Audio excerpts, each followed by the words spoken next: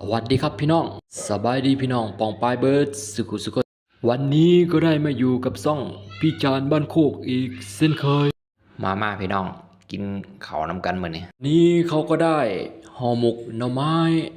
มุกหนึ่งเขาก็ได้ทำการแกะมันออกมาแล้วใส่พระโตกเขาก็ได้ปั้นข้าวเหนียวหยุบกินอย่างซาไวเติมเขากินไปได้คำหนึ่งลูกค้าก็มา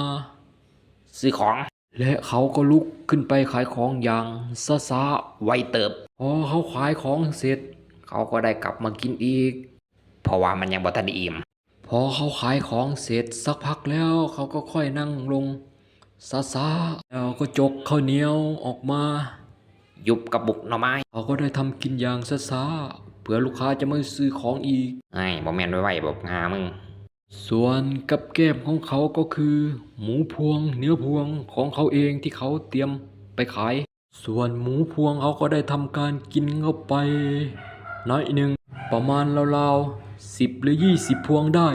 ถ้าเขากินขนาดนี้บอกได้เลยกำไรบ่เห็น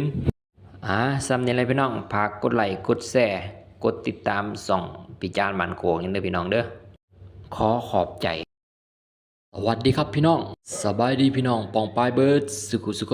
วันนี้ก็ได้มาอยู่กับซ่องพี่จานบ้านโคกอีกเช่นเคยมาพี่น้องกินข้าวนำกันมื้อนี้นี้เขาก็ได้ห่อหมกหน่อไม้มุกหนึ่งเขาก็ได้ทำการแกะมันออกมาแล้วใส่พระโตกเขาก็ได้ปั้นข้าวเหนียวหยุบกินอย่างซาไวเติมเขากินไปได้คำหนึ่งลูกค้าก็มาซื้อของและเขาก็ลุกขึ้นไปขายของอย่างซาไวเติบพอเขาขายของเสร็จเขาก็ได้กลับมากินอีกเพราะว่ามันยังบ่ทันได้อิ่มพอเขาขายของเสร็จสักพักแล้วเขาก็ค่อยนั่งลง